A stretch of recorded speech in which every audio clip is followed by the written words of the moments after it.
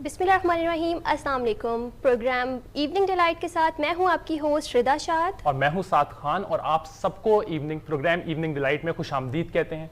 तो नाज़रीन, हुआ वही जिसका डर था। पूरे पाकिस्तान में कोरोना वायरस की शरह काफ़ी ज़्यादा बढ़ चुकी है।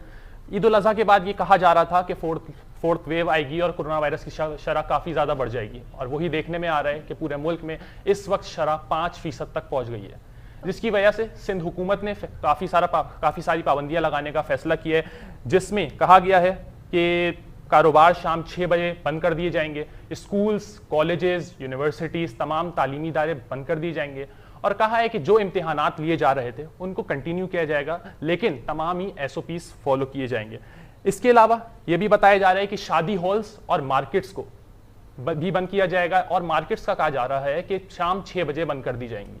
इसके अलावा भी बहुत सारी खबरें, बहुत सारी इंटरेस्टिंग न्यूज़ आपके सामने लेकर आए हैं और डिस्कस करेंगे कौन सी चीज़ें वायरल हो रही हैं दुनिया में, कौन सी ऐसी चीज़ें हैं जो टेक्नोलॉजी वाइज हमें देखने में मिलेंगी। तो सबसे पहली खबर जिसकी तरफ रिदा हम चलेंगे वो ये है कि भाई दुनिया भर में सफ़र होते हैं, कोरोना वायरस की वजह से काफ़ी ज़्यादा कम हो गए जो सफ़र, लेकिन अब लग्जरी सफ़र मुतारिफ कराए जा रहे हैं। बोइंग कंपनी है, US की कंपनी है जो तमाम ही प्लेन्स बनाती है और भी एयरक्राफ्ट बनाकर डिफरेंट कंपनीज को सेल करती है। उन्होंने अपना लग्जरी प्लेन मुतारिफ कराया है। तो आपको क्या लगता है कितना आसान सफ़र हो जाएगा? अब आपको लगेगा कि घर के अंदर आप बैठे हैं और आप सफ़र कर रहे हैं।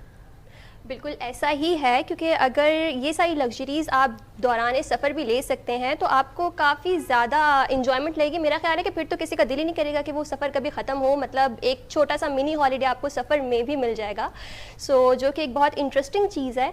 और देखना ये है कि कब तक ये पाकिस्तान में मुतारिफ होता है, बिकॉज दुनिया के बहुत सारे ममालिक में बहुत सारी ऐसी टेक्नोलॉजीज़ इंट्रोड्यूस करवाई जा रही हैं, मगर पाकिस्तान में हम बस मुंतज़िर हैं कि कब ये आना स्टार्ट होता है। बिल्कुल आपने सही फरमाया। और इसमें 5 स्टार सर्विसेज भी दी जा रही हैं। बताया जा रहा है कि तमाम ही आपको जैसे 5 स्टार होटल्स में आपका कयाम होता है और तमाम ही सर्विसेज आपको मुहैया की जाती हैं, वही सारी सर्विसेज इस प्लेन भी मुतारिफ कराई जा रही हैं। तो भाई अब नाजरीन बहुत ही ज़्यादा कंफ्यूज होंगे कि भाई क्या क्या चीज़ें इस प्लेन में दिखाई जा रही हैं। तो हम पहले वीडियो देखते हैं, जानते हैं और देखते हैं कि क्या क्या चीज़ें इस तमाम प्लेन में मुतारिफ कराई गई हैं और कौन कौन सी टेक्नोलॉजी का इस्तेमाल किया गया है इस प्लेन में। तो सबसे पहले वीडियो देखते हैं।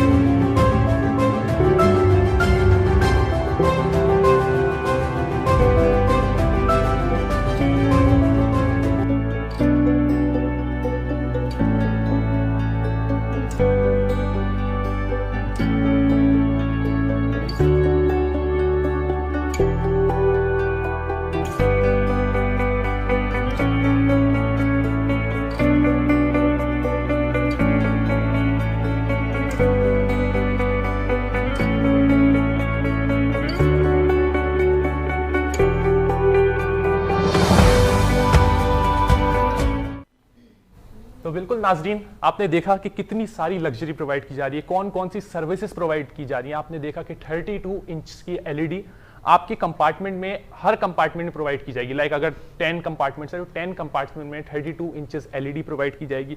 इसके अलावा 5 स्टार सर्विसेज की हमने बात की, उसमें फूड को हम लग्जरी फूड प्रोवाइड किया जाएगा। और सबसे खास बात, ये जो ब्रांडेड कंपनीज हैं उनकी लग्जरी एक्सेसरीज प्रोवाइड की जाएंगी अराउंड $1000 की। तो आप ये समझ सकते हैं कि जो आप $1000 पहले पे कर रहे हैं वो आपको वापस मिल जाएंगे उन एक्सेसरीज के जुमरे में, कि वो सारी चीज़ें आपको दी जाएंगी। तो रिदा, हमने देखा कि किस तरह लग्जरी आहिस्ता आहिस्ता इंसान के लिए लग्जरीज बढ़ाई चली जा रही हैं और उससे ज़्यादा से ज़्यादा चीज़ें मुहैया की जा रही हैं। अब प्लेन में आप देखें आपको रूम मैसर किया जा रहा है, क्या कहेंगे इस पर? मेरा ख्याल है मैं जिस पॉइंट पे आके रुकी थी वो पॉइंट ये था कि वो जो प्रोडक्ट्स आप कह रहे थे कि $1000 की होंगी, तो वो एक तरह से $1000 की, ओके सॉरी, सो वो जो $1000 की एक प्रोडक्ट्स आपके पास होंगी और वो हम यूज़ कर सकते हैं। तो मैं बस ये सोच रही थी कि अगर हम ऐसा करें कि वो यूज़ करके हमें वहीं छोड़ के आनी होंगी या हम साथ भी ला सकते हैं। नहीं, इसका जो कंपनी ने कहा है वो आप अपने साथ ले जा सकते हैं। वो $1000 की प्रोडक्ट्स वो हैं जो आप अपने साथ, उसमें आपकी स्लीपर्स शामिल हैं और उसके अलावा आपका मेकअप एसेसरीज हैं, शैम्पू है, क्लच है, डिफरेंट वॉलेट है बॉयज के लिए, एक डिओड्रेंट है। तो ये सारी चीजें आप घर ले जा सकते हैं वो $1000 की जो प्रोडक्ट होंगी। तो इससे तो आप ज्यादा खुश हो गई होंगी अब कि आप घर भी ले जा सकती हैं। बहुत ज़्यादा, क्योंकि जब आपको कुछ ऐसी चीज़ें जो कि अच्छी कंपनीज़ की हों और बहुत रीज़नेबल प्राइसेस में मिल जाएं, तो ये मेरा ख्याल है कि उस पर तो हर इंसान ही खुश होता है, वो चाहे कोई भी हो। सो ये एक बहुत इंटरेस्टिंग सी बात है और सीरियसली बहुत ज़्यादा, मतलब मुझे सुन के बहुत मज़ा आ रहा है। तो आई डोंट नो कि जब हम एक्सपीरियंस करेंगे तो हमारा कैसा उस पे जो है वो रिएक्शन रहने वाला है। यही चीज़ देख रहे हैं कि अब आहिस्ता आहिस्ता, चाहे आप कार्स में चले जाइए, चाहे आप प्लेन्स में चले जाइए, चाहे आप बोट्स में चले जाइए, चाहे आप ट्रक्स देख लीजिए, तमाम ही चीज़ों में हम आहिस्ता आहिस्ता टेक्नोलॉजी दुनिया में मुतारिफ कराई जा रही है। जो नई नई टेक्नोलॉजी है उसको बेहतर, पहले से मजीद बेहतर और आरामदेह किया जा रहा है कि लोग आराम से उसमें सफ़र कर सकें। उनका सफ़र, पहले लोग सोचते थे कि हम 14 घंटे का सफ़र करेंगे या 12 घंटे का हमारा सफ़र होगा तो हम काफ़ी ज़्यादा मुश्किलात पेश आएंगी, उसमें बहुत प्रॉब्लम्स फेस आएंगी। अब हमने उस दिन भी डिस्कस किया कि लाइक ट्रक में वॉशरूम्स दिए जा रहे हैं। तो पहले हम यही सोचते थे कि हम सफ़र कर रहे होंगे तो दरमियान सफ़र वॉशरूम किस तरह यूज़ किए जाएंगे, क्या होगा। तो हम ये चीज़ बहुत ज़्यादा देख रहे हैं और आहिस्ता आहिस्ता 21st सेंचुरी में तो काफ़ी ज़्यादा देखने में आई कि अचानक से बूम आया, तमाम ही टेक्नोलॉजी में अचानक से बूम आया और ये सारी चीज़ों में हम देखते हैं कि आराम, लग्जरी की चीज़ें प्रोवाइड की गई कि इंसान आराम से सफ़र कर सके और वो इंजॉय कर सके उस सफ़र को। वो सफ़र उसके लिए मुश्किल की चीज़ ना बने, वो इंजॉय करे उस चीज़ को। बिल्कुल, मतलब वो जो एक सफ़र की दुश्वारियाँ थी उनको कम किया जा सके और लोग बहुत ज़्यादा रिलैक्सली, वो एक थकावट वाला जो उनका एक सफ़र गुजरता था और वो घर जाने के बाद या अपनी मंजिल पर पहुँचने के बाद उन्हें फिर कुछ टाइम चाहिए होता था उस सारी थकावट को उतारने के लिए। सो अब मेरा ख्याल है कि वो काफ़ी हद तक कम हो जाएगा, क्योंकि कुछ ना कुछ थकावट तो ज़ाहिर रहती है, बिकॉज जो घर वाली बात होती है वो घर वाली बात ही होती है, लेकिन फिर भी काफ़ी हद तक वो जो एक थकावट और दुश्वारी थी वो कम हो जाएगी इस चीज़ के, इस टेक्नोलॉजी के आने से। बिल्कुल, और ये थकावट एक तो इस चीज़ के सफ़र से बहुत ज़्यादा होती थी और दूसरी जो हम थकावट होती थी वही होती थी जब हमारी अम्मियाँ घर से चीज़ें खरीदने बेचती हैं दूसरी जगह। काफ़ी हमारा घर एक जगह पर होता है और तमाम सामान काफ़ी दूर मिलता है। तो हम देखते हैं कि हमारी अम्मियाँ और हमारे घर वाले काफ़ी ज़्यादा हमारे सामान 2-3 दफ़ा हम घर आते हैं सामान लेकर, वो वापस भेजते हैं। तो हम दूसरी जो खबर लेकर आए हैं वो एक बहुत ही खास खबर है, यूनिक खबर है और आप दुनिया में आपको ऐसी चीज़ देखने में बहुत कम मिलती है। तो भाई खबर ये है कि अलास्का में एक ऐसी जगह है, एक ऐसा गांव है जहां पूरा गांव एक बिल्डिंग के अंदर रहता है। तमाम ही ऑफिसेज, चाहे वो पोस्ट ऑफिस हो, चाहे कोई और ऑफिस हो, चाहे म्यूनसिपल ऑफिस हो, चाहे किराने की दुकान हो, चाहे हॉस्पिटल हो, वो तमाम चीज़ें उस 14 स्टोरी बिल्डिंग के अंदर ही मौजूद हैं। तो कितना आसान सफ़र हो जाए, नहीं हो जाएगा, हर चीज़ आपको अपनी बिल्डिंग के अंदर से ही मिल जाएगी। बिल्कुल, ये बहुत ज़्यादा। और दूसरी बात ये कि ये बहुत अच्छा एक इनिशिएटिव है जो कि लिया जा रहा है और इसके ऊपर काम किया जा रहा है और नो डाउट इससे बहुत ज़्यादा लोगों को आसानी होने वाली है। बट मैं ये चीज़ सोच रही थी कि वो जो आपने कहा कि अम्मियाँ सामान लेने भेजती थी और हम चीज़ें भूल जाते थे, तो आप लिस्ट क्यों नहीं बनाते थे साथ? मतलब क्या लिस्ट बना के क्यों नहीं जाते थे? इतनी जगहों से सामान लेना होता है ना कि इंसान थक जाता है, उसको समझ नहीं आता कि अपना रूट कैसा बनाए कि भाई वो सारा सामान कलेक्ट करता हुआ लेता है। तो इन सब चीजों पर हम डिस्कस करेंगे। पहले वीडियो देखते हैं और जानते हैं कि भाई ऐसी बिल्डिंग, इसमें इतनी सारी चीजें हैं कैसे, कितनी बड़ी बिल्डिंग है और लोग किधर रहते हैं और क्या लोग एक दूसरे से लड़ाई झगड़ा लोगों में होता है अगर वो फैमिली की तरह एक ही बिल्डिंग में रहते हैं। हमें पाकिस्तान में देखने में आता है कि जब लोग, काफी सारे लोग एक बिल्डिंग में रहते हैं तो काफी सारी लड़ाइयां भी देखने में आती हैं। ये सब देखते हैं, पहले वीडियो देखते हैं और जानते हैं कि होता सब कुछ कैसा है। बिल्कुल।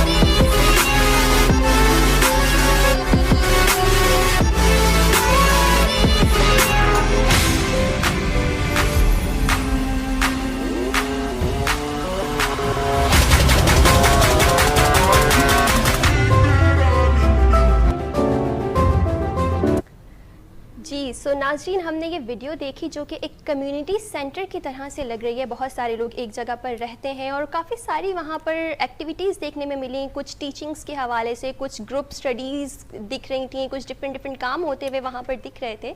साथ इन सब चीज़ों को देखते हुए मेरे दिमाग में एक सवाल आ रहा है कि जब हम ऑलरेडी रहते हैं, यहाँ पर एरियाज़ हैं, यहाँ पर डिफरेंट घर हैं, सोसाइटीज़ बनी हुई हैं, सो उन सब के होते हुए इस एक एक कंबाइंड बिल्डिंग और इसका क्या कॉन्सेप्ट है, मतलब इसकी हमें ज़रूरत पड़ी क्यों आखिर? बिल्कुल बिल्कुल रिदा, मैं आपको बता दूं, इसकी थोड़ी सी हिस्ट्री है।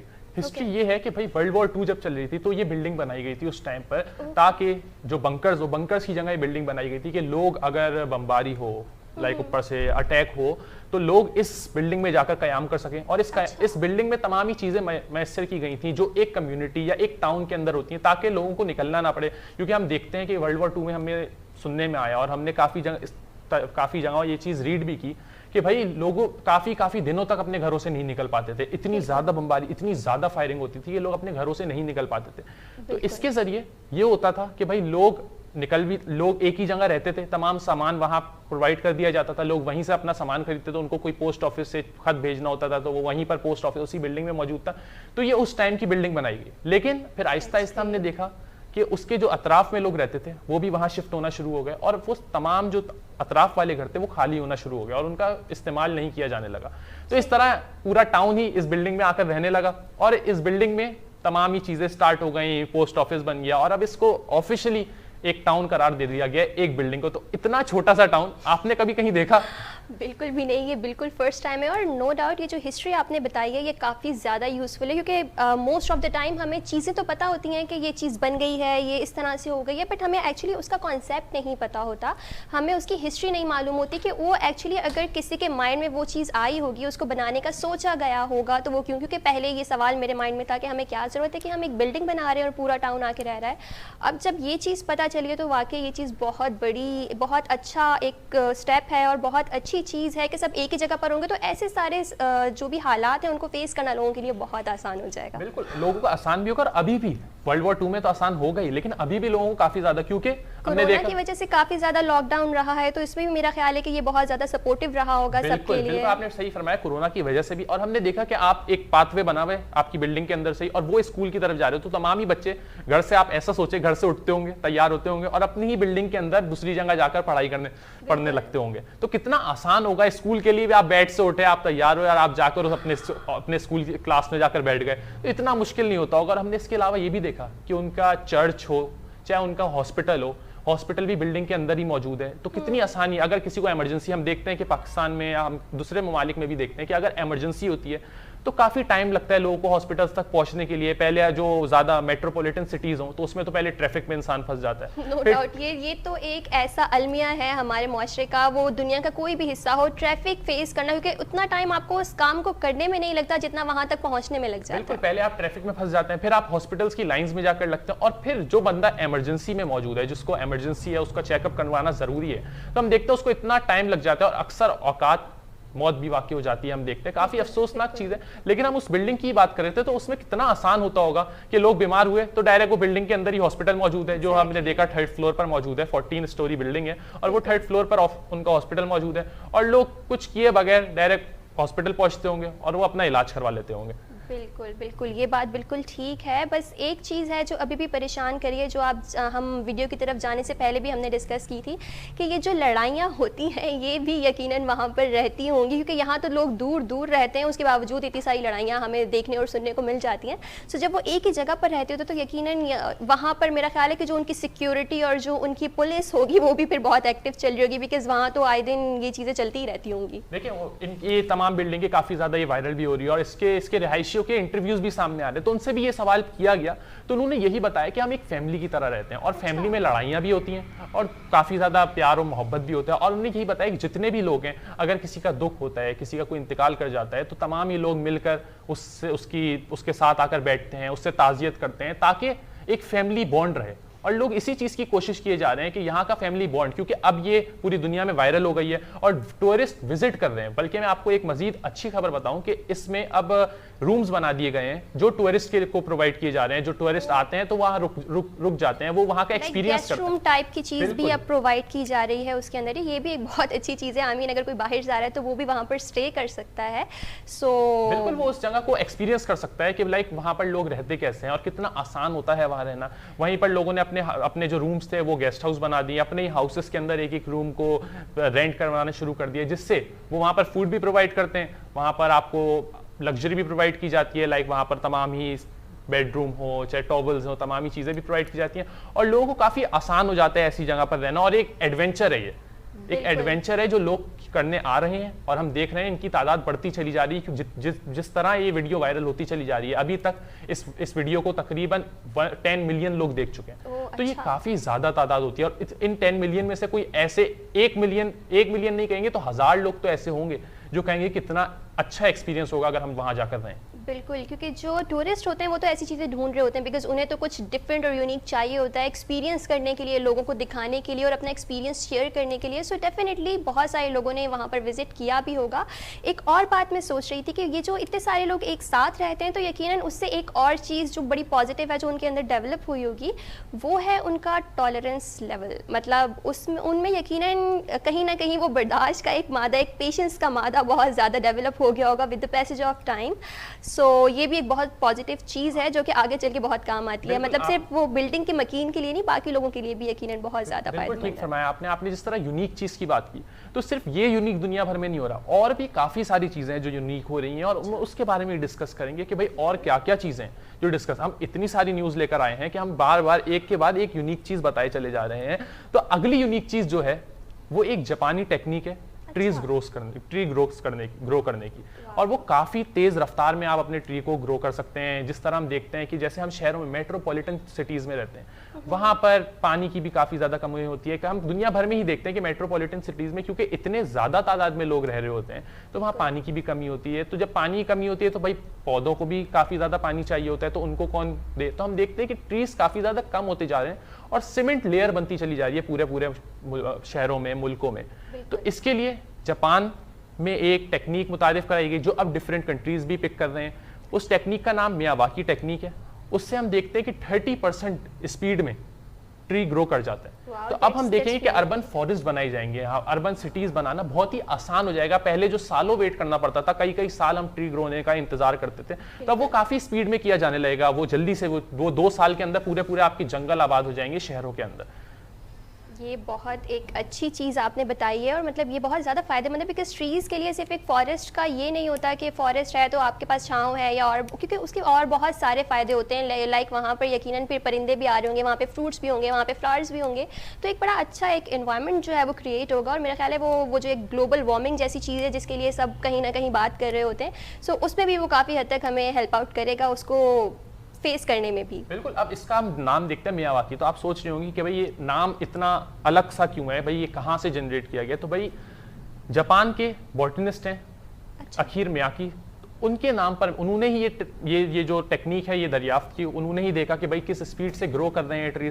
इस ट्री की ये खासियत है कि अराउंड 60 नेटिव स्पीशीज को एक साथ लगाया जाता है और उनको ग्रो किया जाता है। तो वो अपनी कंपटीशन में, क्योंकि जानदार तो हैं और हम देखते हैं कि हर जानदार के अंदर एक कंपटीशन तो जरूर होता है, तो इन ट्रीज में भी बड़ा होना है, सनलाइट ज्यादा गैदर करने का एक कंपटीशन होता है। तो वो उस स्पीड में सनलाइट मजीद लेने के लिए ऊंचे होते हैं और ये अपनी स्पीड मजीद बढ़ाते हैं, जमीन से ज्यादा न्यूट्रिशन गैदर करते हैं और इस तरीके से जल्दी से दरख्त, बड़े तनों के साथ दरख्त तैयार हो जाते हैं जिससे फॉरेस्ट बन जाता है। तो अब लोग सोच रहे हैं कि कितनी स्पीड से बनता होगा भाई ये फॉरेस्ट, क्या होता होगा। तो पहले हम इस वीडियो देखते हैं और देखते हैं कि इस स्पीड से और किस तरीके से इस टेक्निक को इस्तेमाल किया जा रहा है और किस तरीके से दरख्त बढ़ रहे हैं और स्पीड दिखाई जा रही है। तो पहले वीडियो देखते हैं, आइए चलते हैं। बिल्कुल।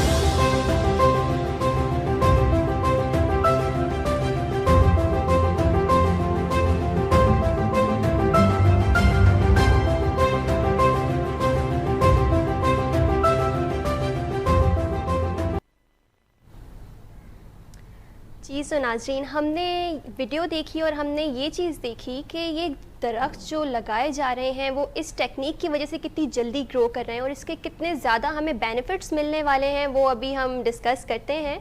इसके अलावा एक और चीज़ जो मैं सोच रही थी साथ, वो ये है कि ये जो दरख्त इतनी जल्दी ग्रो करेंगे, जो भी प्लांट्स हैं अगर वो इतनी जल्दी ग्रो करें, तो क्या जो उनकी नेचुरल एस्पेक्ट्स हैं, जो उनकी जो बेनिफिट्स हैं, जो फ़ायदे हैं, वो एज इट इज़ वैसे ही रहेंगे या उस पर कुछ इन केमिकल्स का या किसी चीज़ से कोई असर होने वाला है, या वो सेम ऐसे ही? जो सबसे अच्छी बात यही है कि इसमें कोई केमिकल्स यूज़ नहीं किए जा रहे हैं। जो दरख्त, तमाम ही दरख्त हैं वो नेटिव 60 अलग अलग आप स्पीशीज एक साथ ग्रो कर सकते हैं बहुत ही कम एरिया में। तो बात ये है कि वो अपनी न्यूट्रिशन, वो सिर्फ कंपटीशन में इतनी स्पीड से बड़े हो रहे हैं।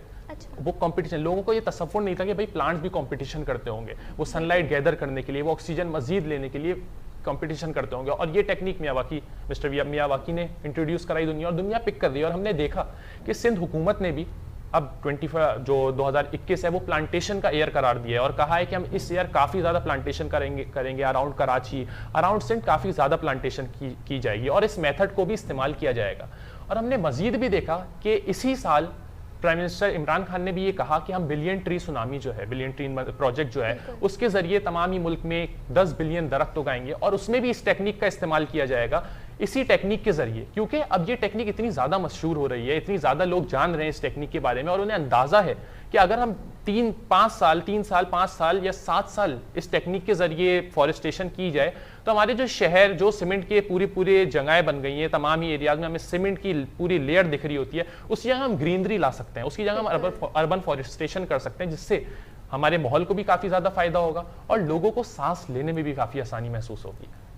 बिल्कुल बिल्कुल, नो डाउट इन इट, क्योंकि अगर ये टेक्निक सब ही फॉलो करें तो इससे बहुत ज़्यादा फ़ायदा होगा सबको। लेकिन बात ये है कि सब फॉलो भी करें, बिकॉज़ अभी तक जो हमारे इमरान खान साहब ने कहा था, वो अभी भी मेरा ख्याल है सुनने में आ रहा था कि वो ये कहा जा रहा है कि ये जो हमारा इंडिपेंडेंस डे है, इस पर आप वो फ्लैग्स मत लें, उसकी जगह पर आप प्लांट्स लें और आप वो ही ग्रो करें ताकि हमारे पास ग्रीनरी ज़्यादा हो, उससे हमारे पास और बहुत सारे वसाइल और बहुत सारी चीज़ें जो हैं वो ठीक होंगी। सो बिल्कुल ठीक। और इस कोशिश की जा रही है ग्रीनरी की तरफ जाने के लिए। अब लोगों को अंदाजा हो रहा है कि जो क्लाइमेट चेंज हो रहा है वो तमाम इसी वजह से कि हमने तमाम प्लांट्स खत्म कर दिए, हमने काट दिए, लोगों ने अपने इस्तेमाल के लिए उन लकड़ियों को इस्तेमाल किया गया और इससे अब काफ़ी ज़्यादा नुकसान हो रहा है। और पाकिस्तान उन ममालिक में टॉप लिस्ट में आता है जो क्लाइमेट चेंज की वजह से काफ़ी ज़्यादा मुतासर होंगे। तो ये काफ़ी अच्छी बात है कि हमारी हुकूमतें इस चीज़ को देख रही हैं, इस चीज़ पर प्लानिंग कर रही हैं कि आने वाले दिनों में ये अचानक से हमारे ऊपर एक मुसीबत तारी ना हो जाए और इसको हम आहिस्ता आहिस्ता 2025 तक या 2030 तक इस पर काबू पा सकें और तमाम ही दरख्त उगाकर हम चारों तरफ ग्रीनरी कर सकें। तो ये बहुत अच्छी बात आपने बताई है साद, और मेरा ख्याल है कि इन सारी इंफॉर्मेशन के बाद अब एक अदद ब्रेक लिया जाए, एक वक्फे का वक्त हो रहा है। सो इंशाल्लाह वक्फे के उस तरफ हम आपसे मिलते हैं। साथ रहिएगा, देखते रहिए इवनिंग डिलाइट।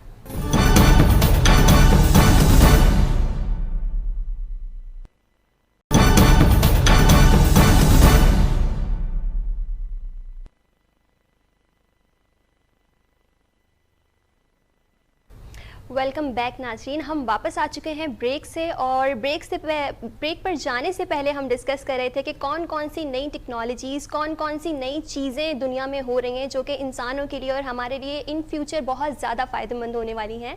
सो मेरा ख्याल है कि काफ़ी इंटरेस्टिंग टॉपिक था और बहुत ज़्यादा इंफॉर्मेटिव था और बहुत सारी ऐसी चीज़ें पता चली और बहुत ज़्यादा एक ऐसा एक्सपीरियंस था जानने का, क्योंकि मेरा ख्याल है कि जब भी किसी को कोई इन्फॉर्मेशन मिल रहा होता है और जब भी हम जानते हैं किसी चीज़ के हवाले से कोई ऐसी चीज़ हो रही होती है जो कि इससे पहले नहीं हुई होती, वो बड़ी एक्साइटेड लगती है और मतलब बहुत ज़्यादा एक अच्छा सा फील आता है उसको जानने के बाद।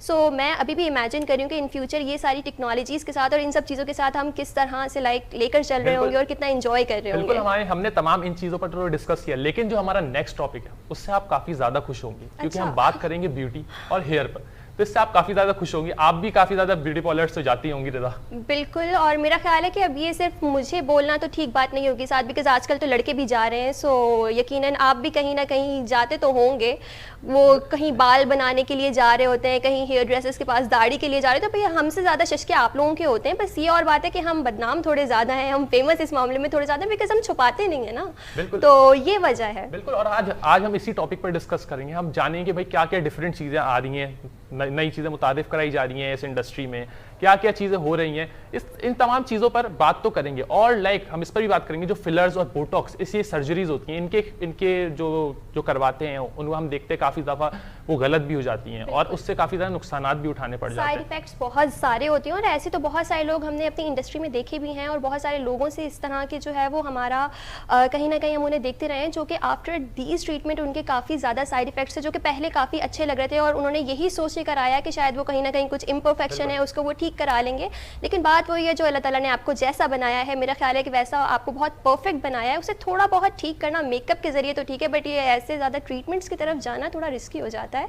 सो मेरा ख्याल है इस चीज़ के ऊपर बात करने के लिए जो गेस्ट हमारे साथ हैं अब उनको प्रोग्राम में शामिल कर लेते हैं। हमारे साथ मौजूद हैं दानिया साद मलिक। सो उनसे बातचीत करते हैं और उनसे जानते हैं कि उनका सफ़र कैसा रहा इस इंडस्ट्री में और क्या क्या चैलेंजेस वो फेस करती रही हैं। वो ब्यूटिशियन भी है तो उनसे बात करते हैं। अस्सलाम वालेकुम दानिया।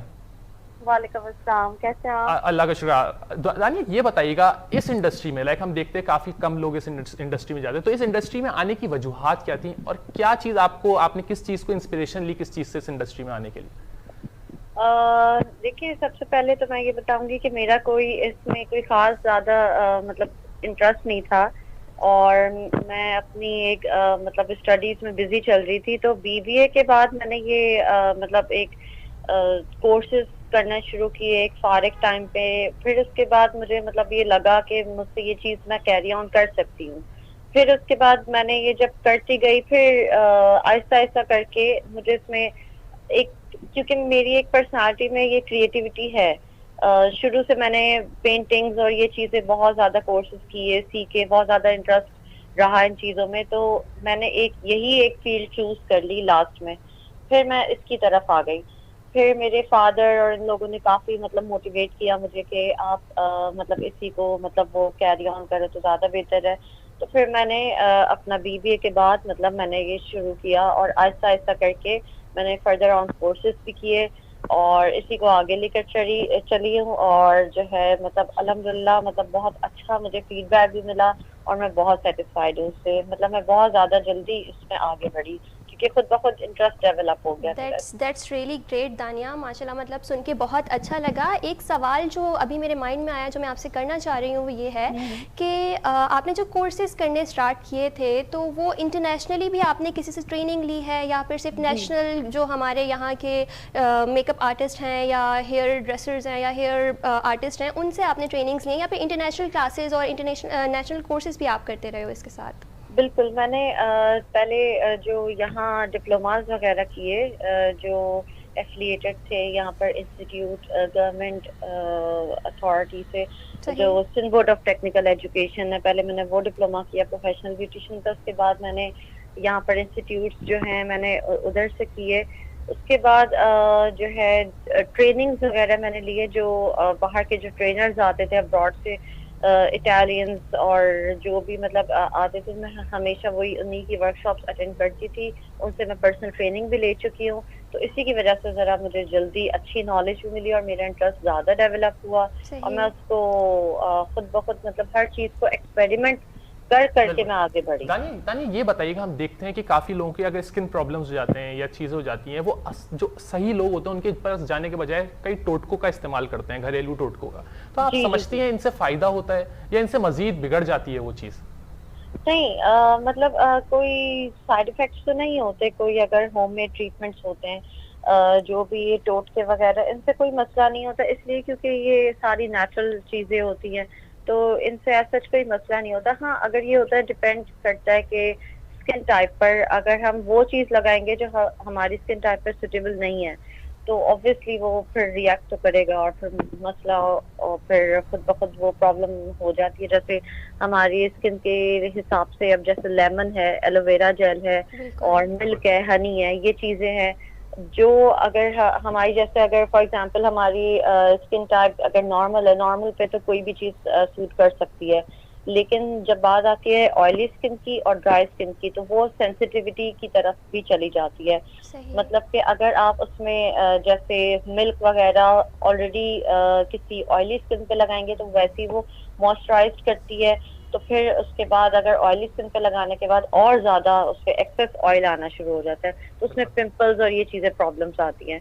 इसी तरह लेमन ड्राई स्किन के लिए प्रॉब्लम दानी, हम देखते हैं ऑयली स्किन पर तो खास तौर पर काफी ज्यादा पिंपल्स भी हो जाते हैं, और लाइक तो उसको सही करने की क्या तरीके होते हैं, अगर आप घरेलू टोटकों से ही इस्तेमाल करना चाहें और उसी तरीके से करना चाहें, या आपको मेडिसिन लेना लाजमी होता है उन चीजों को खत्म करने के लिए? नहीं, देखिए मेडिकेशंस एक हद तक ही असर करती है, और समटाइम्स ये भी होता है कि हम डॉक्टर को दिखा देते हैं और फिर भी ये असर नहीं कर रही होती वो मेडिसिन वगैरह, क्योंकि उसको एक्सटर्नल, देखिए हमेशा डाइट जो होती है हमारी 70% हमारी डाइट लेती है, और 30% हमारा एक्सटर्नल केयर जो होती है ना, उससे हमारा ट्रीटमेंट होता है। उस मतलब समझे इसी तरह बन के वो पूरा 100% हमारा लेता है कि हम जो है मतलब इसको ट्रीट करें।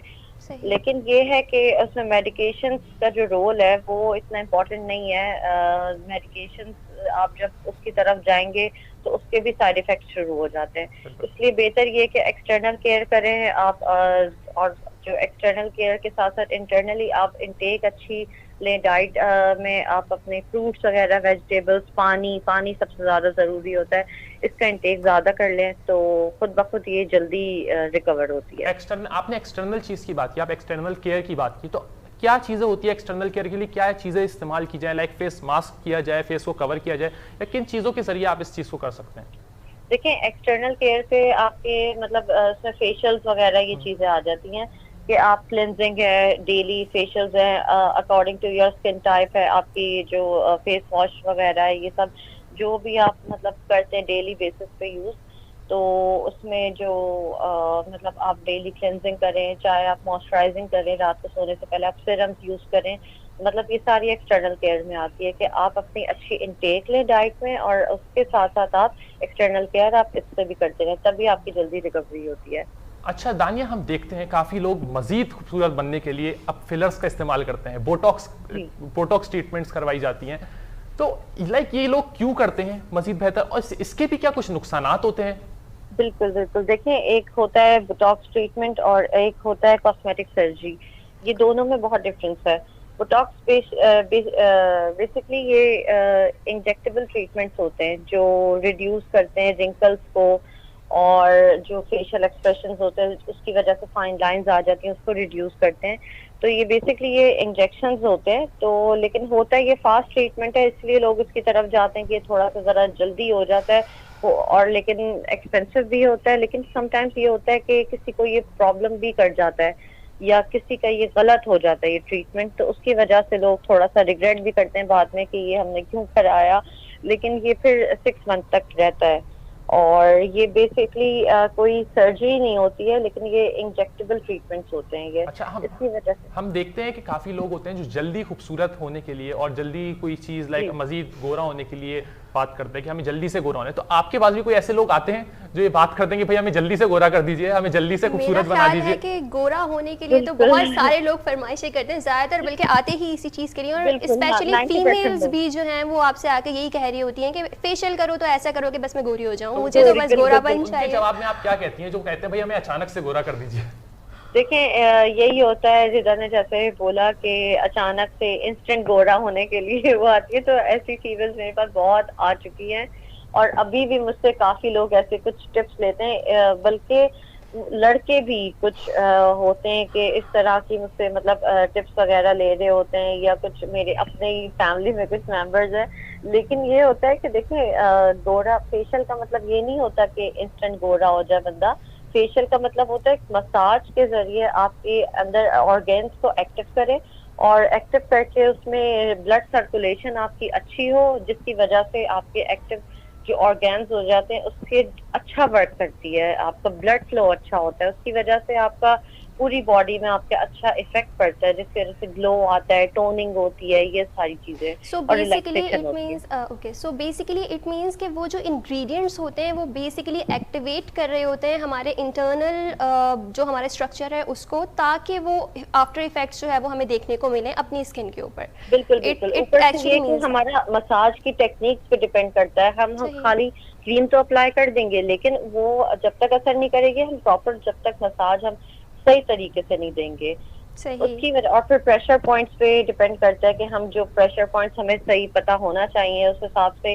कि कौन सा प्रेशर पॉइंट हम मतलब क्लिक करेंगे तो कहाँ कौन सा ऑर्गन पे हमारे वो जाएगा और वो एक्टिव होगा, इस तरीके से ही होता है। अच्छा दानिया, हमने देखा कोरोना वायरस आया और तमाम ही जो डिफरेंट इंडस्ट्रीज थी, डिफरेंट जो कारोबार हो रहे थे या डिफरेंट चीजें हो रही थी वो मुतासर हुई, तो इस इंडस्ट्री को भी क्या इससे नुकसान पहुंचा कोरोना वायरस की वजह से? नहीं, इतना खास नहीं। शुरू में था थोड़ा सा मतलब सैलून्स वगैरह बंद हो गए और फिर मतलब होम सर्विस की तरफ लोग ज्यादा आ गए। अब ज्यादातर होम सर्विसेज चल रही हैं कि सैलून वाले भी अब मतलब ऑनलाइन मतलब बुकिंग ले रहे हैं और फिर वो अपनी मतलब लड़कियों को भिजवा कर और वो अपने घरों पे ट्रीटमेंट्स वगैरह करवा रहे हैं। लोग भी जरा से थोड़े ज्यादा सेटिस्फाइड होते हैं कि घर बैठे आराम से हो जाए। तो बस यही है, इतना कोई खास नहीं पड़ा। अब जब सब खुल गया तो ऑलरेडी सैलून वगैरह भी ओपन हो गए, टाइमिंग्स पे डिफरेंस आ गया बस थोड़ा सा। अच्छा, आपका थोड़ा सा बात करते हैं कि आप हेयर और मेकअप दोनों चीजों को देखती हैं, तो आपको इन दोनों में से कौन सी फील्ड ज्यादा इंटरेस्टिंग लगती है और आप चाहती हैं कि इस पे ज्यादा वर्क किया जाए? देखिए, मैंने सबसे ज्यादा जो काम किया ना हेयर पे किया है। मेकअप में भी मैंने किया है। असल में ये होता है कि मेकअप की जरा अवेयरनेस आहिस्ता आहिस्ता करके लोगों को अब आ गई है कि लोग खुद ब खुद अपना रिसर्च भी करके या दूसरों का देख के भी जल्दी जल्दी कर लेते हैं। वो बहुत आसानी से मतलब लोग जल्दी से पिक कर लेते हैं, तो वो उनको आ जाता है। बाकी ये होता है कि हाँ, प्रोफेशनली तो नहीं कर सकते उस चीज को आगे कैरी ऑन, तो वो उनको बहुत सारी चीजें लैक कर जाती हैं। लेकिन ये होता है कि उसमें काफी हद तक वो कर लेते हैं, तो इसलिए थोड़ा सेटिस्फाइड होते हैं कि मेकअप तो हम चलो खुद कर लेंगे। तो इसलिए मेकअप अब ज्यादातर सीजनल ही आता है। हेयर ट्रीटमेंट्स की जो बात है, हेयर ट्रीटमेंट हर देखें हर कोई नहीं कर सकता और थोड़ा सा जरा टेक्निकल चीजें होती है ये। बिल्कुल, तो इसमें जरा करने में भी जरा थोड़ा सा मजा आता है कि ये इसमें डिफरेंट क्रिएटिविटी होती है, एक्सपेरिमेंट्स होते हैं, तो मुझे ज्यादा मजा इसी में आता है और मैंने ज्यादा किया भी यही, तो मैं तो दोनों को एंजॉय करती हूँ। थैंक यू सो मच दानिया हमारे साथ हमारे प्रोग्राम में शामिल होने के लिए। और आपने काफी सारी चीजें अच्छी बातों के हमें आगाह किया कि लाइक हम किस तरीके से लोग गलत मेडिसिन का इस्तेमाल कर लेते हैं, गलत टोटकों का इस्तेमाल कर लेते हैं, जिसकी वजह से उनकी स्किन पर काफी ज्यादा नुकसान भी हो जाते हैं कभी कभार, और कभी फायदे भी हो जाते हैं काफी ज्यादा, और काफी ज्यादा लोग गोरे भी हो जाते हैं। लेकिन एक बात दानिया ने और बताई कि लड़कियों से ज्यादा लड़के भी गोरा होने के लिए उनसे टिप्स मांगते हैं, तो ये वाला जो एक वो था, एक टैगलाइन थी, उसे रिमूव करें। नहीं, रिमूव नहीं करें, बल्कि हर किसी को गोरा होने का शौक होता है कि वो मजीद अच्छा लगे, वो स्क्रीन पर गोरा होने का भी नहीं, अच्छा लगने का शौक। ये बोलते हैं कि सिर्फ फीमेल्स को नहीं, एक्चुअली दोनों को ही, वो लड़के हो या वो लड़कियां हो, अच्छा लगने का तो हर किसी का शौक होता है। और ये हमने इन्हीं तमाम बातों पर डिस्कस किया, बड़ी अच्छी डिस्कशन रही। लेकिन अब हेडलाइंस ब्रेक का वक्त हुआ जाता है। देखते रहिए आप इवनिंग डिलाइट। छोटे से ब्रेक के बाद वापस आएंगे और मजीद इंफॉर्मेशन आपसे डिस्कस करेंगे, कहीं मत जाइएगा।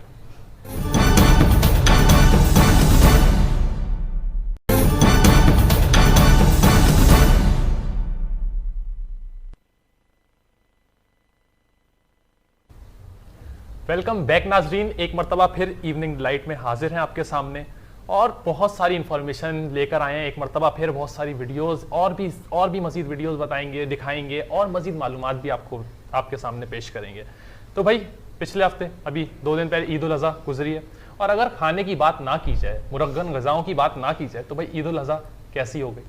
वैसे मेरा ख्याल है कि सबने इतना ज़्यादा खाया है ईद पर माशाल्लाह, बल्कि मैं न्यूज़ भी देख रही थी तो उसमें बता रहे थे कि कुछ लोग ज़ायद गोश्त खाने की वजह से बीमार हो गए और हॉस्पिटल पहुंचे हुए हैं।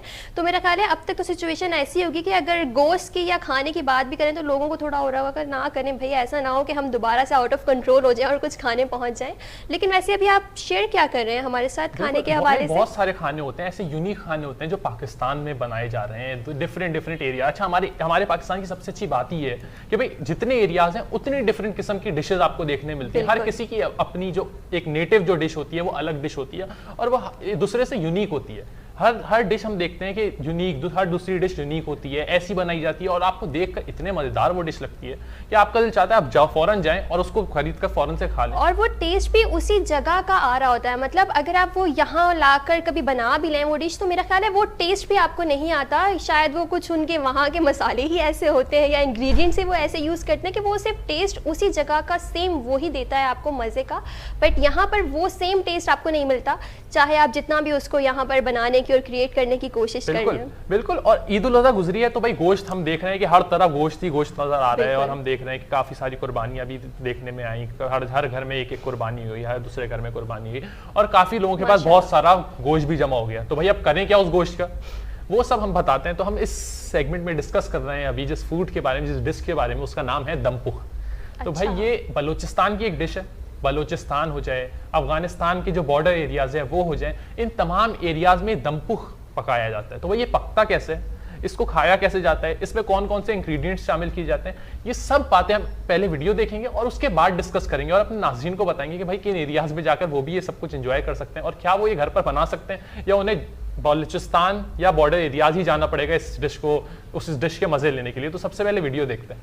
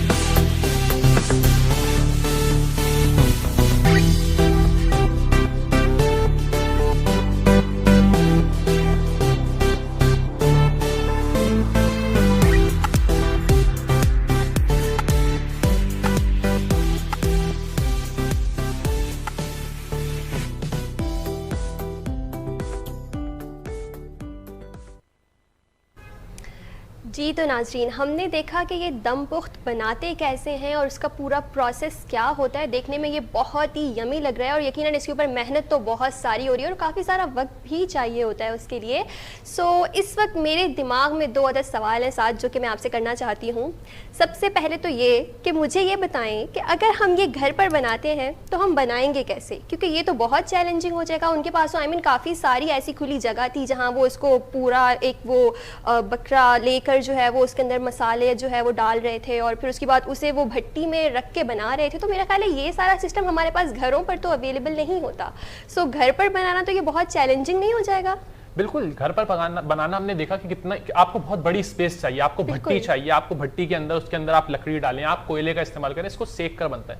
भाई सबसे पहले तो ये बनता कैसे है? तो भाई पूरे बकरे को या शीप हो, कोई भी चीज़ को, दुम्बा हो, उसको ज़िबा किया जाता है, उसको तमाम उसकी खाल उतारी जाती है, उसके बाद उस पर मसाले लगाए जाते हैं। अच्छा, मसालों की खास बात यह है कि इसकी रेसिपी वहीं के लोगों को, वहीं के लोग जानते हैं, और ये जो कराची या लाहौर इन एरियाज में जो बनाए जाते हैं वो मसाले वो इस्तेमाल नहीं किए जाते। तो क्योंकि जो बलूचिस्तान या अफगानिस्तान के बॉर्डर एरियाज में जिन जगहों पर ये बन रहा है, वो लोग जो मसाले इस्तेमाल करते हैं वो वहीं के मसाले होते हैं, वहीं के नेटिव मसाले होते हैं जो वहीं पर उगते हैं और वो लोग उसी का इस्तेमाल करते हैं, और बहुत ही कम मसाला लगाया जाता है क्योंकि हम देखते हैं कि वहाँ पर काफ़ी कम मसाले खाए जाते हैं और बहुत कम मिर्चें रखी जाती हैं, तो उस पर काफ़ी कम मसाला लगाया जाता है। अच्छा, उसको काट कर उसके अंदर चावल ऐड किए जाते हैं, उसके अंदर किशमिश शामिल की जाती है, मेवाजात शामिल की जाते हैं जिसमें आपके बहुत सारे मेवाजात होते हैं, जैसे कि हम देखते हैं किशमिश हो गई या बादाम हो गया, इन चीज़ों को शामिल किया जाता है और फिर उसको सीकर बंद कर दिया जाता है। अच्छा। फिर उसको उठाकर भट्टी के अंदर रखा जाता है और उसको 4 से 5 घंटे तक पकने पर छोड़ दिया जाता है। वो सिकता रहता है और फिर एक मरतबा सीख कर बाहर आता है तो फिर आप एक अपनी मजेदार सी डिश एंजॉय करते हैं। जो अब मुझे बहुत ज्यादा भूख लग रही है और मेरा दिल चाह रहा है कि मैं जाऊं और जल्दी से कहीं खरीद कर या तो बलूचिस्तान चला जाऊं और वहां से खरीद कर बहुत पूरा दम पुख्त उठाकर खा लूं, मुझे इतनी ज्यादा भी भूख लग रही ठीक है। सो मुझे ये बताएं कि आप हमें कब खिला रहे हैं ये सारा कुछ, मतलब हमें कब ये आप खिला रहे हैं? बिकॉज आपने दिखा तो दिया, अब सबका दिल भी कर रहा होगा देखकर, और हम सोच रहे हैं कि भाई बहुत यमी सी एक चीज़ है जो कि हमारे साथ शेयर की गई है। सो मुझे ये बताएं कि हमें ये कब खिला रहे हैं आप, कब ये ट्रीट मिलने वाली है? चीज़ है और जब हमारे नाजरीन या हम देखते हैं ऐसी चीज़ को तो हमारा खुद दिल चाहने लगता है, हमें भूख लगने लगती है और दिल चाहने लगता है ये चीज़ हमें कहीं से मैसर हो जाए और हम ये खाना शुरू करते हैं। तो भाई हमने देखा है काफ़ी ज़्यादा मुश्किल बनाना है, तो मेरा आपको बनाकर खिलाना तो सुबह से स्टार्ट करते होंगे शायद, तब जाके ये शाम तक, क्योंकि बनता शाम और रात तक बनती है और मेरा बनाना तो काफ़ी ज़्यादा मुश्किल है क्योंकि हमने देखा कि 3 से 4 लोग शामिल हैं उसको बनाने के लिए। तो भाई ये तो आप भूल ही जाइए कि मैं बनाकर आपको खिला रहा हूँ। तो हेल्पिंग हैंड तो हर जगह मौजूद होते हैं, आप कम से कम इनिशिएटिव तो लें, आप बोले तो सही कि हाँ जी हम करने वाले हैं, तो दोस्त आप कोई ना कोई साथ दे देगा। इंशाल्लाह कोशिश की जा सकती है, हम यही बोल सकते हैं कोशिश की जाएगी। पता नहीं अब वो सही साबित हो या गलत साबित हो पाए या ना हो पाए, तो ये सब चीज़ें तो चलती रहेंगी और मजाक और ये चीज़ें चलती रहेंगी कि भाई बहुत ही दिल चाह रहा है खाने का। लेकिन हमें ये बहुत अच्छी चीज़ देखने में आती है कि पूरे पाकिस्तान में हम जिस एरियाज में चले जाएं हमें बहुत यूनिक चीज़ खाने को मिलती है। आप चाहे लाहौर चले जाएं, लाहौर के जो फज्जे के पाए हैं वो बहुत ही ज़्यादा मशहूर हैं, कराची की बिरयानी हो गई बहुत ज़्यादा मशहूर है, बहुत ज़्यादा। आप पेशावर चले जाएं तो वहाँ की चपली कबाब बहुत ज़्यादा मशहूर है। तो हमारे पूरे मुल्क में इतनी वेराइटी है कि बहुत काफ़ी दफ़ा प्राउड फील करते हैं अपने मुल्क पर कि हमें इतने तरह के खाने, इतने तरह के कल्चर, इतने तरह के फूड्स हमें मिल रहे हैं। बिल्कुल। और एक और चीज़ भी जिस तरह आप बता रहे थे कि ये मसाला जात जो ये लोग यूज़ करते हैं इस दम पुख्त को बनाने के लिए वो वहीं के होते हैं। सो वही मेरा ख्याल है कि इसी वजह से हम कहीं और अगर कुछ खाते हैं, अब जैसे वही आपने कहा कि चपली कबाब जो है वो पेशावर के बहुत फेमस हैं और बिरयानी करा, तो मुझे लगता है कि कहीं और अगर हम बनाते भी हैं तो शायद मसालों की क्वालिटी वो नहीं रहती, उसकी वजह से टेस्ट पे बहुत ज़्यादा जो है वो फ़र्क पड़ रहा होता है और इसी वजह से हमें उसी पर्टिकुलर एरिया में जाके वो सही यमी वाला टेस्ट मिलता है उस खाने को खाने का। और मेरा ख्याल है मज़ा भी वहीं पर आता है बिकॉज वो एक माहौल बना हुआ होता है, क्योंकि सिर्फ खाना रखा और खाना उससे तो इतना मज़ा नहीं आता। मज़ा तब आता है जब एक माहौल भी उसी तरह का होता है जहाँ पर आप बैठे हुए होते हैं उस डिश को लेके। सो वो चीज़ भी बहुत ज़्यादा काउंट होती है। हम ये देखते हैं कि बलूचिस्तान का क्योंकि कल्चर बहुत ही वेलकमिंग, हार्ट वार्मिंग और बहुत ही हॉस्पिटेबल लोग हैं वहाँ के ना, तो ये डिश जब बनाई जाती है जब उनका कोई खास मेहमान आ रहा होता है। अच्छा। एक ऑनर के लिए डिश पेश की जाती है क्योंकि पूरा बकरा होता है इतना बड़ा, ये काफी महंगा होता है क्योंकि आप पूरे बकरे को ज़िबा कर बना रहे हैं। अच्छा। तो ये डिश उन लोगों के सामने पेश की जाती है जिनको वो बहुत रिस्पेक्ट करते हैं और बहुत ज्यादा इज्जत देते हैं, तो उनके ऑनर में ये डिश पेश की जाती है और उनको खाने पर जब बुलाया जाता है। तो इसकी ये भी एक चीज़ है जो हमें देखनी चाहिए, सिर्फ वो टेस्ट पर ही नहीं जाना चाहिए बल्कि उनकी हॉस्पिटैलिटी पर। जो इतनी बड़ी डिश आप पूरे बकरे ज़िबा कर आप सामने पेश कर रहे हैं तो ये बहुत ही बड़ी बात होती है। बिल्कुल, नो डाउट इन इट, ये एक बहुत अच्छी बात आपने बताई है। बट मैं ये चीज़ सोच रही हूँ कि अगर तो ये ऐसा होता है कि ये ओकेजनली बना रहे होते हैं, इट मीन्स कि मतलब ये डेली बेसिस पे वहाँ पर नहीं बनता, सिर्फ किसी खास मौके पर या किसी मेहमान के लिए ही बनता है, या होटल्स में डेली बेसिस पे इस तरह यहाँ पर चीज़ें वहाँ पर ये चीज़ देखने में आती है कि देखिए घरों में बनाने काफ़ी ज़्यादा मुश्किल है, तो अब घर में तो ये रोज़ बनाना काफ़ी ज़्यादा मुश्किल हो जाता है। होटल्स और इन जगहों पर देखा जाए तो वहां पर आपके कहने पर 4 से 5 घंटे लगते हैं। अब आप 4 से 5 घंटे वेट कर सकते हैं और अपनी भूख को बर्दाश्त कर सकते हैं तो ही फिर हो सकता है बन जाए, आपको होटल में मैसर हो जाए। वरना ये देखा जाता है कि भाई सुबह से शुरुआत होती है, पूरी फैमिली मिलकर एक साथ मिलकर मसाले लगाए जाते हैं और फिर उसको तैयार करने के लिए 4 से 5 घंटे सेका जाता है और उसके बाद वो चीज़ तैयार होकर आती है। ये तो हमने बात की पाकिस्तान की। हम दुनिया भर में भी देखते हैं कि बहुत से यूनिक खाने पाए जाते हैं और बहुत ही यूनिक चीज़ें पाई जाती हैं और हम ज़्यादातर देखते हैं कि ये ज़्यादातर चीज़ें मिडिल ईस्टर्न या एशियन इन कंट्रीज से देखने में आती हैं। लेकिन यूएस में हमें देखने में आया कि भाई न्यूयॉर्क में एक स्टॉल है, एक कैफ़े है, और कैफ़े तो नहीं कहेंगे, हम कहेंगे कि एक रेडी अच्छी थोड़ी बेहतर तरीके से रेडी लगाई हुई है और एक स्टॉल मौजूद है। अच्छा। जिसका नाम है दी हलाल गाइस। और वो लोग एक बहुत ही बेहतरीन डिश जिसमें चावल शामिल होते हैं, जिसमें चिकन शामिल होती है, वो बनाकर न्यूयॉर्क की सड़कों पर बेच रहे हैं और वो इतनी ज़्यादा मशहूर हो रही है कि हर आने जाने वाला ये कह रहा है कि अगर भाई आप न्यूयॉर्क जाएं और हलाल गाइस से आप वो डिश ना प्लेटर लेकर ना खाएं तो आप भाई न्यूयॉर्क गए ही क्यों। अच्छा, सही, ठीक है। सो मेरा ख्याल है कि अब एक वीडियो देख लेते हैं उससे रिलेटेड जो आपने अभी हमें बताया। सो एक दफ़ा देख लेते हैं कि ये डिश है कैसी और किस तरह से ये सर्व होती है और किस तरह से प्रिपेयर होती है, तो फिर फर्दर इसके ऊपर डिस्कस करेंगे। पहले वीडियो देखते हैं।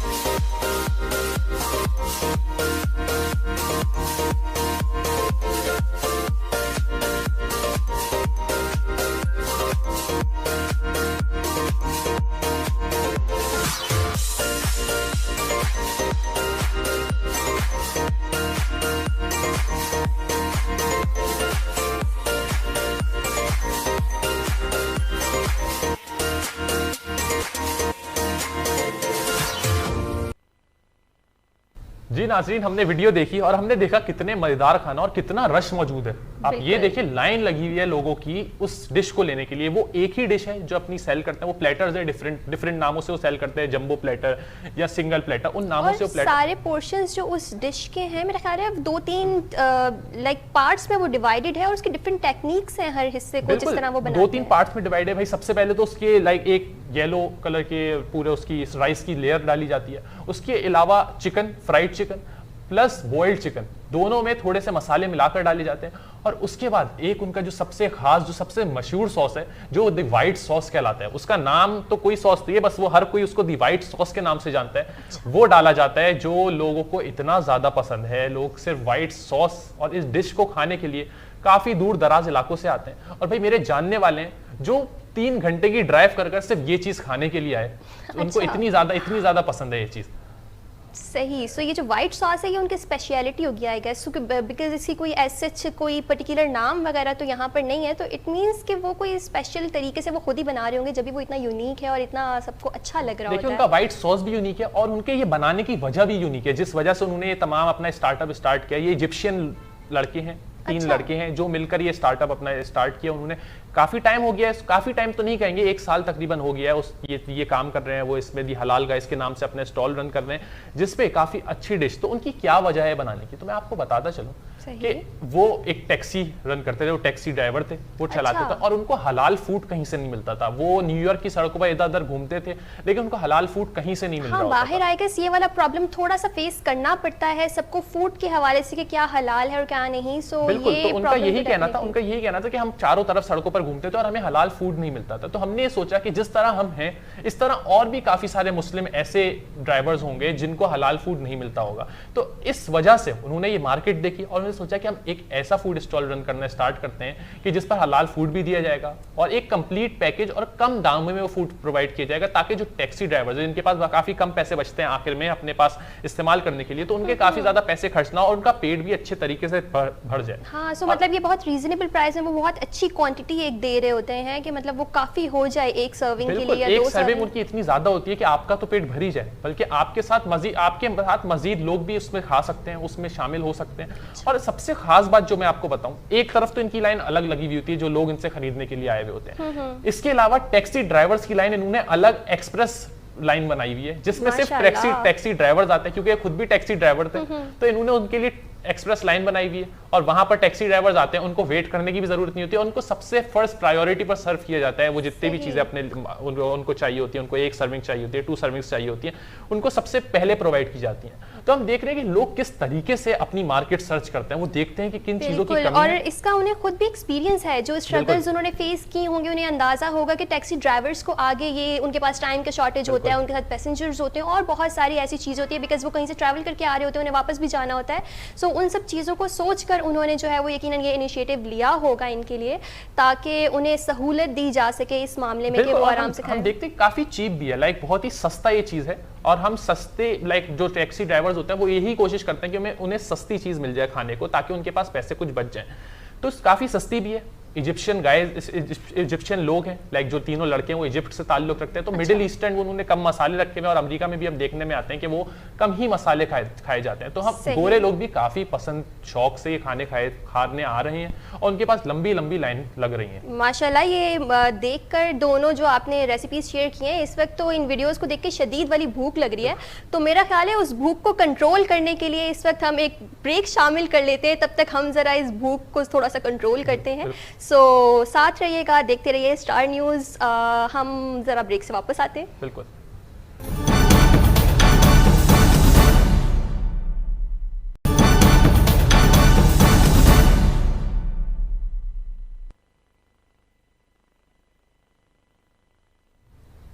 वेलकम बैक नाजरीन, प्रोग्राम इवनिंग डिलाइट में एक मरतबा फिर खुशामदीद कहेंगे आपको। तो रिदा बताएं आगे क्या हम डिस्कस करने जा रहे हैं, आगे किन चीज़ों के मालूमात हम अपने नाज़रीन को पहुंचाने जा रहे हैं। बिल्कुल। सो आज हमने अब तक जो डिस्कस किया है वो हमने टेक्नोलॉजी के हवाले से किया, हमने खानों के हवाले से भी डिस्कस किया काफ़ी कुछ, और जो कि उसके बाद काफ़ी सारे मसले मसाइल हो गए थे, मतलब भूख लग गई थी। सो अब जो है वो इन सब चीज़ों को डिस्कस करने के बाद हमने मेकअप के हवाले से जो है वो बात की, उसके साथ हमारी गेस्ट भी मौजूद थी जिनसे हम उसके बारे में डिस्कशन कर रहे थे।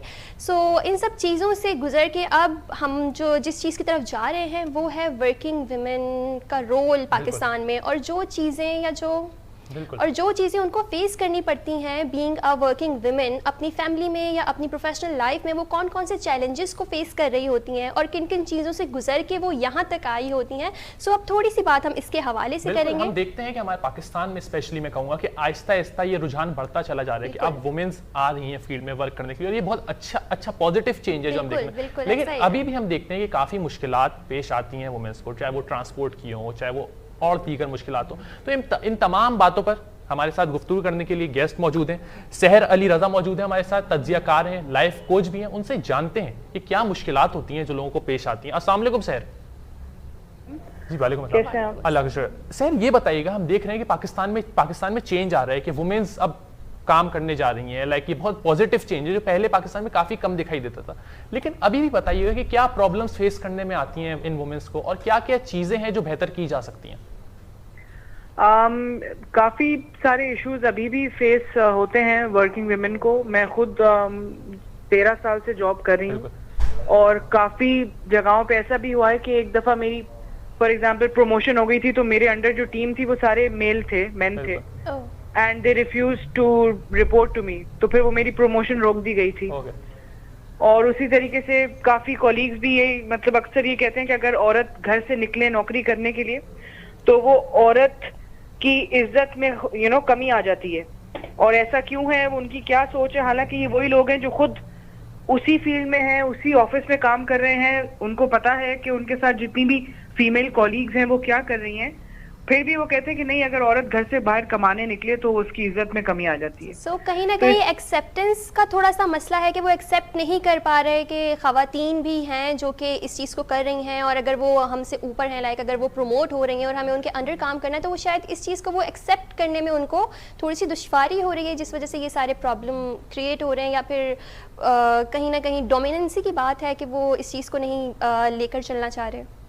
जी, बेसिकली उनकी ईगो हर्ट हो जाती है। वो ये फील करते हैं कि एक औरत अब हमारी ऑफिस में आकर हमारी बॉस बनेंगे, तो वो काफी सिचुएशंस में थोड़ा अनकंफर्टेबल हो जाता है। वो बेसिकली देखिए, इस चीज को सॉल्व करने के लिए, या ये पूरी दुनिया में इस तरीके से होता है। एक और अनफेयर बात ये भी है कि दुनिया में सैलरी पैकेज एक ही डेजिग्नेशन पे मर्दों का ज्यादा होता है, औरतों का कम होता है।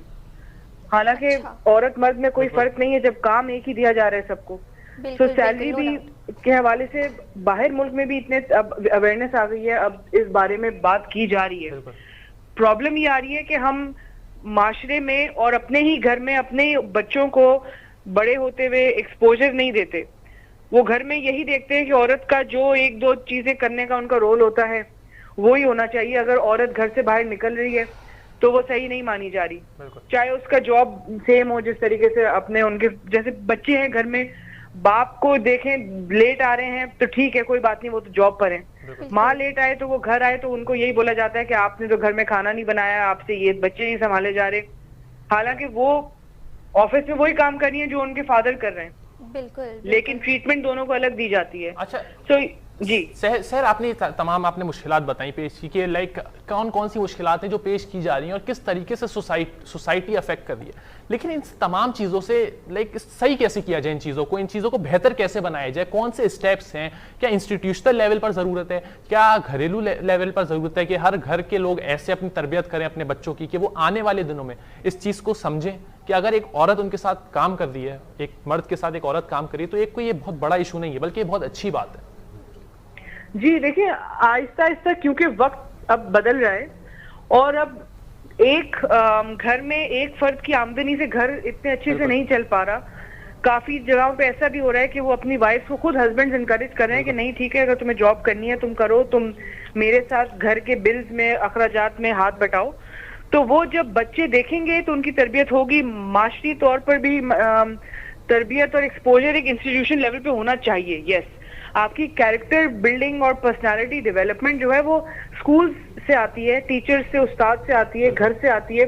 जब हम इन सिचुएशंस को निगलेक्ट कर देते हैं और वो उस तरीके से करते हैं कि हमारी घर की औरतें खुद, औरत दूसरी औरत को खुद नीचा दिखाती है। बिल्कुल अगर ऐसा ही है। घर में किसी की सास है या माँ है, वो कहे अच्छा तुम काम क्यों कर रही हो, तुम्हारा शौहर क्या सोचेगा, वो फिर अब बच्चा देखेगा और वो समझेगा ठीक है ये माँ तो गलत है, इसको तो हमेशा ऑफिस की पड़ी रहती है, इसने तो हमें तवज्जो नहीं दी, वक्त नहीं दिया।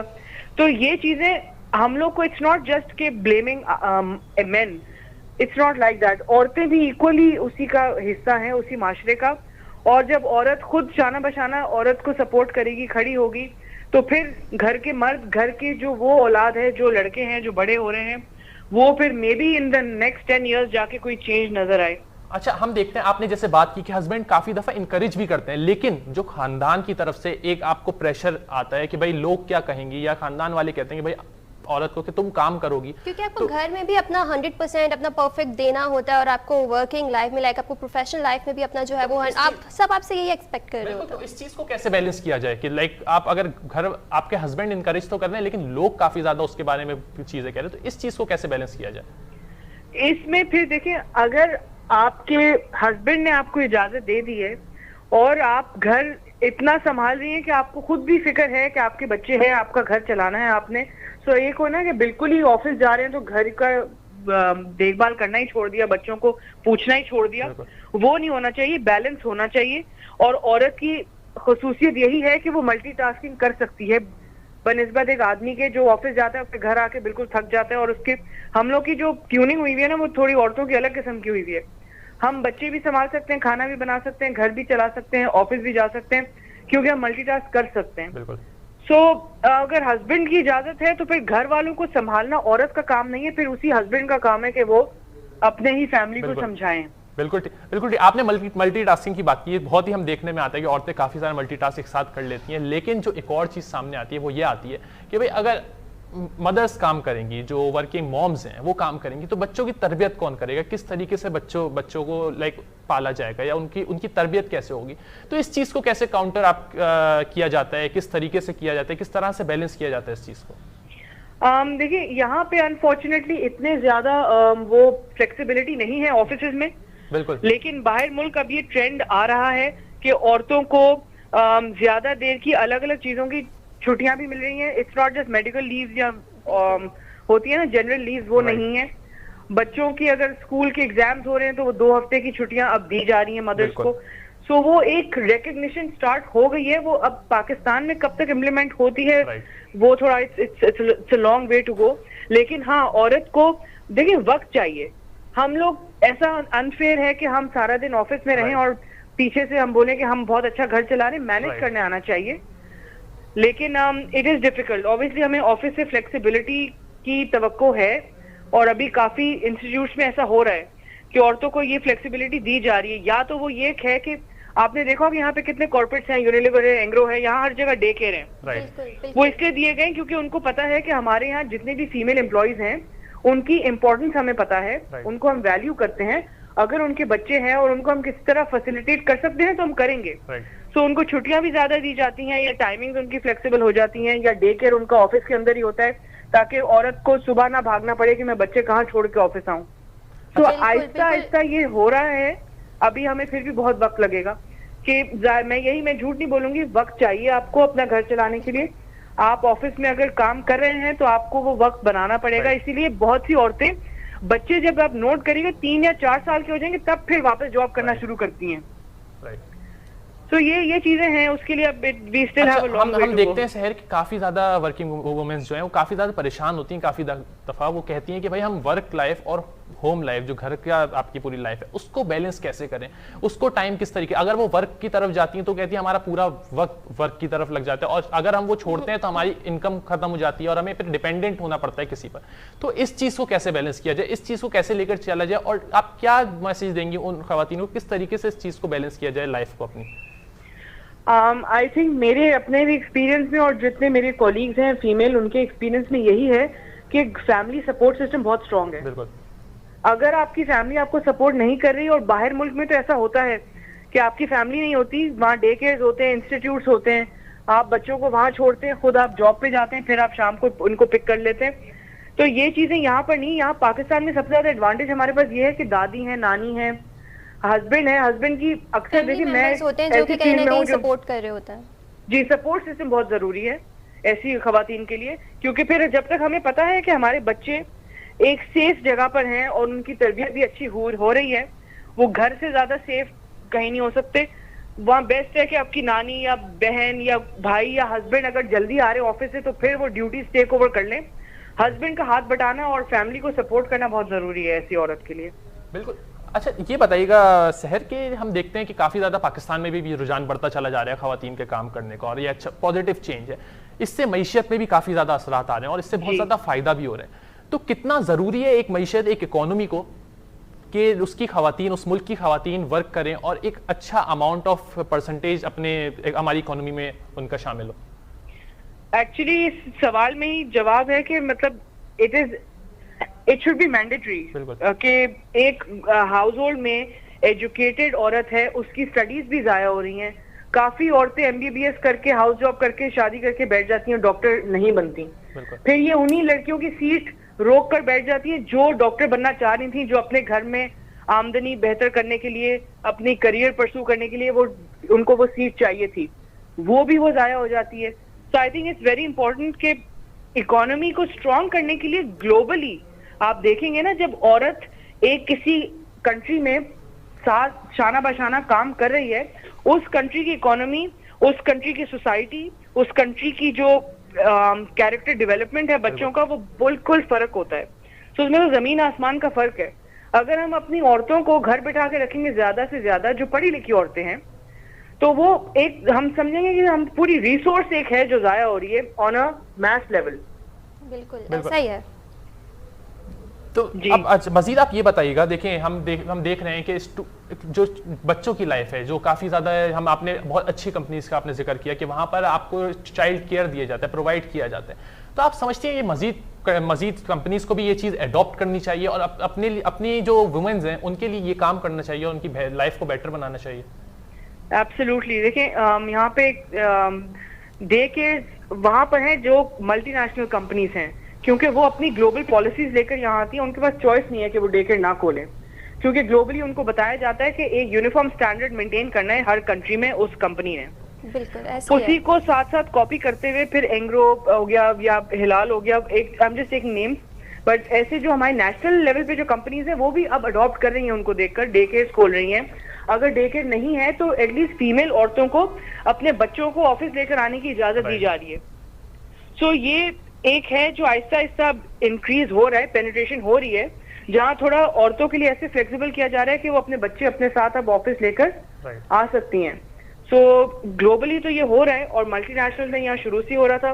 अब वो जितनी भी सेठियां कंपनीज हैं उनको भी लग रहा है कि हाँ, हमें अगर फीमेल हम अगर जेंडर बायस नहीं है, हम इक्वल अपॉर्चुनिटी देते हैं औरतों को भी, तो फिर हमें उनकी ये नीड्स को भी पूरा करना पड़ेगा। बिल्कुल ऐसा ही है। बिल्कुल। तो अब आपने काफी अच्छी बात की, आपने बहुत अच्छी इन्फॉर्मेशन से आगाह किया। सहर, आपका बहुत बहुत शुक्रिया हमारे साथ हमारे प्रोग्राम में शामिल होने के लिए, हमें काफी सारी अच्छी चीजों से आगाह करने के लिए। तो रिदा, हम यही देख रहे हैं कि दुनिया भर में ये रुझान चेंज होता चला जा रहा है। हम देख रहे हैं कि वुमेन्स सामने आ रही है। हमने मिसाल ले लेते हैं, हम न्यूजीलैंड की प्राइम मिनिस्टर हैं जैसिंडा आर्डन। हमने देखा कि उन्होंने दौरान ड्यूटी उनका बेटा भी पैदा हुआ और वो उन्होंने फिर भी ड्यूटी जारी रखी। वो पहली ऐसी वुमेन बनी जो अपने बेटे को लेकर UN असेंबली आई। तो ये एक अच्छा चेंज है जो लाने की कोशिश की जा रही है। डिफरेंट बड़े ओहदों पर जो लोग मौजूद हैं उनको मजीद स्टेप्स लेने की इस चीज़ में ज़रूरत है, उन लोगों को आगे आने की ज़रूरत है और इस चीज़ को प्रमोट करने की ज़रूरत है कि भाई अगर खवातीन हमारी इकोनॉमी में शामिल होंगी और मजीद इसको बेहतर बनाने के लिए काम करेंगे तो हमारी इकोनॉमी मजीद ही बूस्ट होगी। बिल्कुल ऐसा ही है साथ। और पाकिस्तान में भी बहुत सारी ऑर्गेनाइजेशंस में, जैसे सहर भी अभी जिक्र कर रही थी, मैं खुद भी डेफिनेटली ऐसी ऑर्गेनाइजेशन से मुंसलिक रही हूँ, तो मैंने देखा है कि पाकिस्तान में भी ये सारी पॉलिसीज़ और ये सारी फैसिलिटीज़ बहुत सारी फीमेल्स को प्रोवाइड की जा रही हैं। सो मगर बात वही है कि अब जब स्टार्ट हुआ है तो उसे थोड़ा सा वक्त लगेगा, मेरा ख्याल है कि एक्सेप्टेंस लेवल आने में भी सब में और हर चीज़ में, क्योंकि हर चीज़ को वक्त चाहिए होता है। सो जैसे जैसे वक्त गुजरता जाएगा तो मेरा ख्याल है कि चीज़ें ठीक हो जाएंगी इंशाल्लाह ताला। हमें उस वक्त की, अब हम पाकिस्तान में भी देख रहे हैं कि ये चेंज आ रहा है, तो अब हमें उस वक्त का वेट करने की ज़रूरत है कि भाई ये चेंज आता रहे और ये बेहतर से बेहतर होता रहे, ताकि एक अच्छी सोसाइटी बनकर हम सामने आए, एक अच्छी सोसाइटी जो डेवलपिंग सोसाइटी, अभी हम डेवलपिंग कंट्रीज में बल्कि अंडर डेवलप कंट्री में शामिल होते हैं, हम डेवलपिंग कंट्री में, फिर हम डेवलप कंट्री में हम दूसरे ममालिक का मुकाबला कर सकें। वो ममालिक जो वो अपने साइंस में तरक्की कर रहे हैं, वो अपनी टेक्नोलॉजी में तरक्की कर रहे हैं, और हम अभी इन्हीं मसाइल में से नहीं निकल पा रहे हैं कि भाई कौन कितना काम करेगा और कितना। तो हमें, मुझे लगता है कि हमें इस चीज़ में बेहतरी लाने की ज़रूरत है, हमें और डिफरेंट चीज़ों में मजीद टाइम इन्वेस्ट करने प्लस मनी इन्वेस्ट करने की ज़रूरत है। और मेरा ख्याल है कि साथ ये जो आपने बात कही कि हमें वेट करना है कि कब तक चीज़ें ठीक होंगी, तो मैं ये यहाँ पर एक छोटा सा एडिशन करना चाहूँगी कि सिर्फ वेट नहीं करना है, हमें उस चीज़ को लेकर भी चलना है, वो माइंडसेट अपना भी बनाना है कि हम एक्सेप्ट कर सकें कि हमारे साथ कोई फीमेल है या कोई मेल है तो हम टीम है। वो एक जेंडर डिफरेंस जो हम सबके माइंड में है कि नहीं भी लड़की है और लड़का है और काम कर रहे हैं, उस चीज़ को जब तक हम खुद ख़त्म नहीं करेंगे वो किसी और के पास से ख़त्म नहीं होगा। तो सबसे पहले तो हमें ये चीज़ करना है कि ये इनिशिएटिव हमें खुद लेना पड़ेगा कि हम इस चीज़ को अपने दिमाग से निकालें, और फिर डेफिनेटली जब हम करना स्टार्ट करेंगे, एक वो टीम वर्किंग वाला एनवायरनमेंट होगा, तो वो आहिस्ता आहिस्ता हमारे सराउंडिंग्स में खुद ही हमें दिखने लगेगा।